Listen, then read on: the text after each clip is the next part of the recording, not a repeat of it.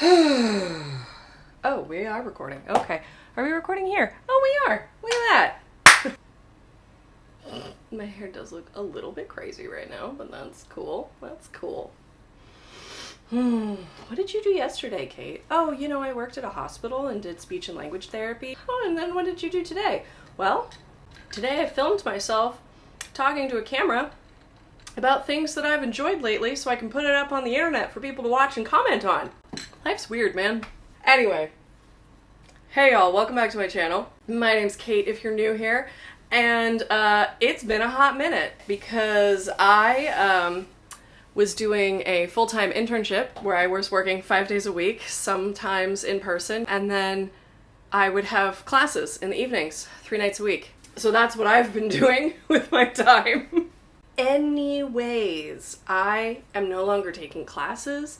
I now just have an internship that is kind of just a regular work schedule, like a normal human being. I don't really have homework anymore. We're in a whole new world. So anyway, I haven't been doing a ton of reading lately, although I do have some updates, which will be in another video, about my progress on my fantasy series that I've started that I want to finish this year goal. There's a little bit of a hint behind me. That's going to be in the next video. This time we're just going to talk about all of the recent favorites that I have. So things like TV and video games and D&D live show podcasts. Also occasionally dead things I found outside, because that's who I am as a person. The antique fair that happens once a month near us finally reopened after being closed. And we went on the first day that it was open, because it's like an outdoor, like, stalled market. And we were both vaccinated, and we found this beautiful blue morpho butterfly. And obviously I had to have it. We don't have anywhere to put it because we are running out of wall space. But we're also going to be moving later this year and potentially buying a house. So it can go on a wall once we have a house. And for now, it just lives on the shelf. Anyway, let's get into the reason for the video, shall we? I'm going to start with video games. One of my new favorite games, it's great because it's multiplayer, so my partner and I will play it together. It's called Sackboy, The Big Adventure. I don't know, I think there's a couple in the franchise, but I'll, put a picture of the specific one that we've been playing. It's the most recent one. This game is delightful. It's a platformer, and I'm not great at platformers because I don't have great depth perception, but it's so cute. It's in this place called Craft World. So all of the backgrounds are made of like cardboard and felt, and like there's like, common household objects kind of scattered throughout the scenery, but they're massive because you're playing as this little like burlap sack doll that you get to like dress up in lots of different fun costumes, and you find costume pieces throughout the levels, and you defeat monsters, and you collect little bell monies, and then you buy more costumes with the money. It's very fun and soothing. The music to it is great, and it's very forgiving. Like if you die on a level, you just like restart it. It's fine. So the fact that I'm not the best at platformers doesn't super matter, and it's just a delightful fun time. The other game that I recently got into is, because a game that I've like known about for a while, but I just finally like got the motivation to start it. It is a JRPG called, what is it called? It's like Atelier Sophie, but that's like kind of a franchise name. Like there's a lot of different games in this kind of general world. And this one is called like The Mystery of the Alchemy Book or something. I forget. I'll put a picture. This game, I'm not entirely sure who its audience is supposed to be, other than lesbians, because all of the characters are super high femme, including like 90% of the men. Most of them feel very lesbian, including most of the men. Like, they just look like more masked lesbians. And it's a very gentle, soft game about this young girl who, like, finds this magical alchemy book that she's inherited from her grandmother, and it like talks, but it has no memories, and her like finding recipes and writing them down like has like the book creates more memories or remembers more things as she does this. So it's very much just like going out into the wild and collecting ingredients to make things that can like help you in battle and, you know, stuff like that. It's very, very soothing and cute. It kind of reminds me of Stardew Valley, just like the JRPG version of Stardew Valley. And yeah, it's a really fun time. If you are gonna get it, I do recommend playing it in Japanese with the English subtitles because the voices are just better. It's one of those games where you have the option to do both, and the Japanese voice actors are just better. So that's my recommendation on that one. It's a delightful good time.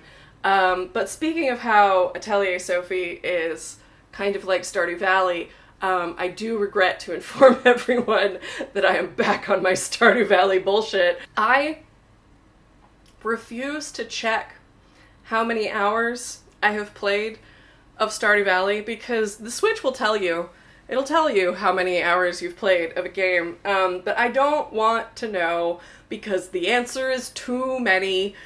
But in my defense, he released this massive update for the game, including like a whole new farm map and a bunch of endgame stuff, and like I have a bunch of saved games that I just like got to a certain point and I was like earning money super easily and I'd kind of run out of things to do and I just kind of got bored. So I could like go back to those and like play more in those other games and also start a new game with the new farm layout because I really like the farm layout. And anyway, I'm back on my Stardew Valley bullshit. However, I've also recently been able to pick up audiobooks again because I am commuting again. What a concept! I'll go into it more in the next video, but I've been doing the Stardew Valley and audiobook thing that I've done in the past, and I got through a good solid, like, majority of a book that way in, like, an evening, just played Stardew Valley for hours while listening to the audiobook, like, sped up a little bit. And yeah, it was a great time. So those are my video game recommendations. I'm very much in the cute and forgiving and charming mood for video games. I'm really not in the mood for anything that is particularly difficult. You can imagine why. I really just want to play the type of video games that fulfill my deepest fantasies of being assigned a task and then completing that task. Alright, so the next category that we're going to talk about today is TV. What TV have I been watching? I am quite surprised at myself because usually I do not manage to watch the hot new fantasy Netflix show until it is way, way past the time that everyone else is talking about it. Like, I usually miss the bandwagon by so much. But I watched Shadow and Bone, and I really, really enjoyed it. I don't actually own the Shadow and Bone books anymore. I don't remember if I lent them to a friend and never got it back, although I do know which friend that was, if she does have them, or if she gave them back and I decided that I was never going to read them again and I sold them. Those are kind of equally likely. And the annoying thing is that I do kind of want to reread the Shadow and Bone books now. Like, not because they're good, because they're not. They're not good. They're fine. They're fun in places, and there are things that really, really annoy me. Like Mal. Because, I mean, I don't know if y'all have read the Shadow and Bone books, but Mal is just the worst. He's the worst in the books. In the show, he's delightful. He actually shows that he cares about Alina and wants to be around her and enjoys her company and is invested in her well-being. Yes, that is an extraordinarily low bar, but that's where we are, apparently. But, I mean, obviously the problem of even, making Mal really attractive is that Ben Barnes is so much hotter. Like, I know he's the villain, and I, had read the books, so even I, knew he was the villain from the beginning, and they weren't just doing, ooh, sexy bad boy anti-hero. It's like, no, he's actually the villain. But he's so hot. I just want her to make out with him some more.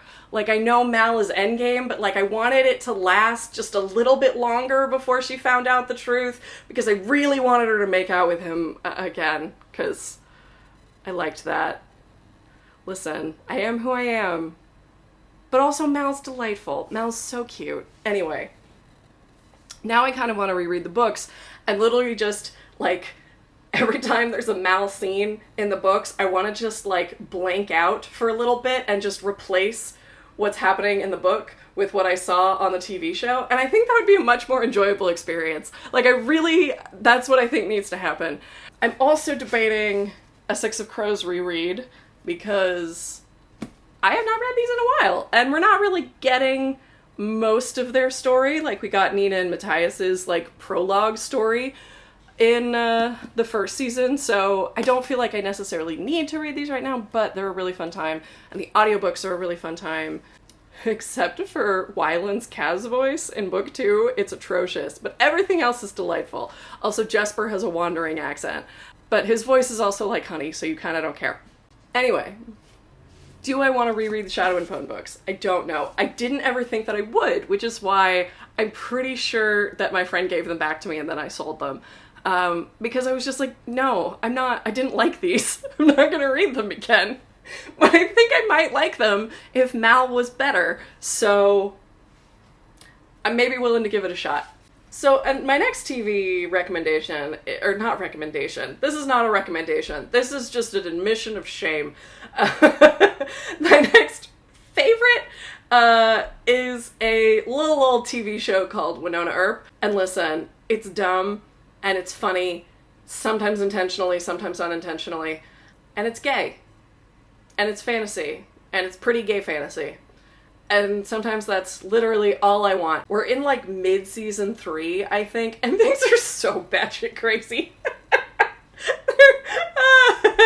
I can't wait till season 4 comes out on Netflix, because that's, like, the final season, and I think it's appropriate that it ended after, like, 4 seasons. I think that's the right amount of seasons for that show. I'm looking forward to it. Anyway, my final TV recent favorite is a little, not very well-known competition show called Blown Away, which is about glass blowing, because they needed a reality competition show about literally everything, I guess. But, like, this one, again, is just really pretty. Like, all the stuff that they make is super pretty and super cool, and also when you're watching the, like, hot molten glass, I just want to, like, bite it.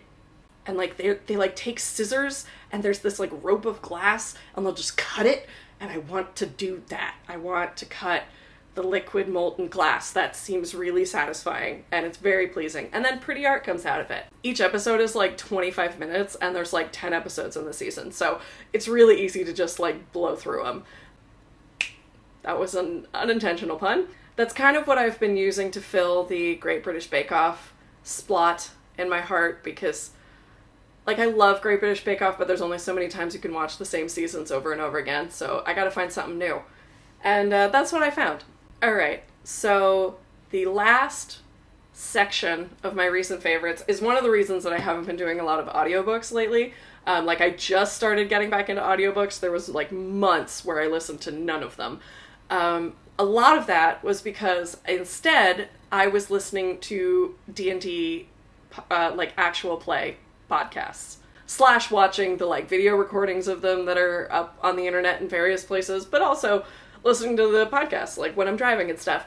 I know that, like, if you have never seen a D&D web series before, and this is a completely new idea to you, I recognize that saying, hey, you should watch hundreds of hours of strangers playing a made-up tabletop role-playing game, like, I get that that's a weird sell, but honestly, it's a really fun time. Like, I don't know how to explain why. You kind of just have to see it for yourself. So, I guess we should do this chronologically. The first one that I got into was Dimension 20, which is done by the College Humor folks. So it is a bunch of friends who are improv actors who like each other a lot, who have, like, you know, feel like they have a really safe space with each other. And they're comedian improv actors, and they're playing D&D. So they just do like the wildest shit in the world. It's so good. It's so funny. So the first one that I started checking out was Dimension 20, which has such delightful titles as Fantasy High, which is essentially John Hughes movies meets high fantasy. So it's set in this kind of vaguely 50s, 80s mashup, but there's like half-orcs and elves and dragons and, you know, goblins and all kinds of shit. And they're teens attending an adventuring academy. It's amazing. It's like chef's kiss immaculate. It's so gay. You should go watch it. Escape from the Bloodkeep is a literal Lord of the Rings parody. It's a side quest, so it's shorter, so that one's also a good one to start on. It's a little more accessible because it's really, really obviously a Lord of the Rings parody, but it's like from the point of view of the bad guys. Basically like all of Sauron's top generals right when Sauron is like vaporized. It's really, really funny. It's so good. There are many Dimension 20 titles that I would recommend, but those are two that I like to recommend that people start with, because I think they're two of the more accessible titles, although The Unsleeping City is like urban fantasy New York, so it's like mostly humans and takes place in like modern day New York, but with like magic hidden around the corners. So that one also is maybe a good place to start. Anyway, my next D&D podcast recommendation is based on the fact that two of the people in the like main Dimension 20 cast are in this other cast, which is NADPod, aka Not Another D&D Podcast. It is hosted by Brian Murphy, who is in Dimension 20, and his wife, Emily Axford, is one of the players, and then they have two of their friends as well. And it is just, like, sheer ridiculous hijinks. Like, if you just want, like, cotton candy fluff hijinks, it's a delightful time. I only got, like, I want to say a quarter of the way through their first, like, main campaign, because these episodes are long. They take a long time to get through, and I am easily distracted. But I really enjoyed what I listened to. They also do have some guest players that come in for like an episode or two here or there, and that's also really fun. So that one I also recommend. And then the final D&D podcast that I have recently gotten into, which yes does mean that I got into this one last, is Critical Role, which is like, as D&D podcasts go, Critical Role is like the heavy hitter. Like it has the most people in its audience. But yeah, it's the one that I didn't get into until like the end. Oh, I still haven't watched any of the like McElroy brothers stuff. Maybe I'll get to that eventually. Anyway,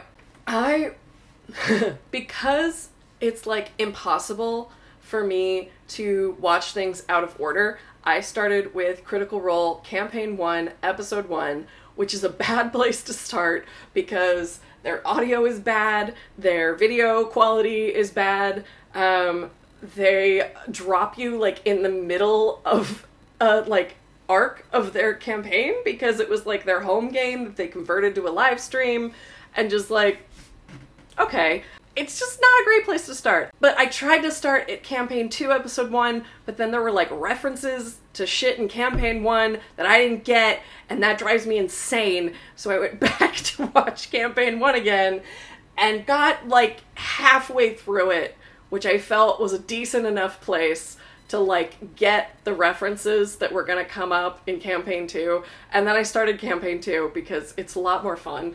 It's a lot more rule of cool hijinks.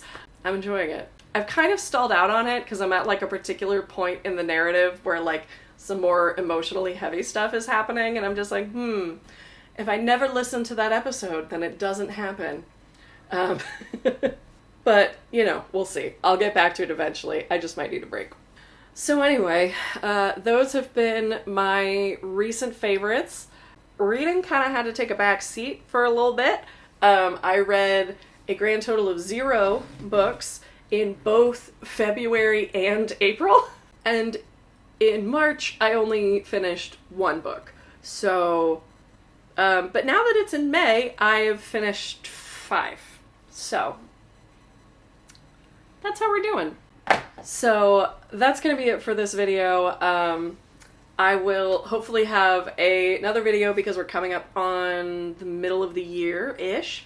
I think I'm going to have an update for you on my progress on my fantasy series that I want to finish this year goal. And maybe some other fun little videos here or there now that I might actually have some time to do things that I enjoy like a normal human being. Wouldn't that be nice? Anyway, thank y'all very much for watching, and I will see you in the next video. Bye!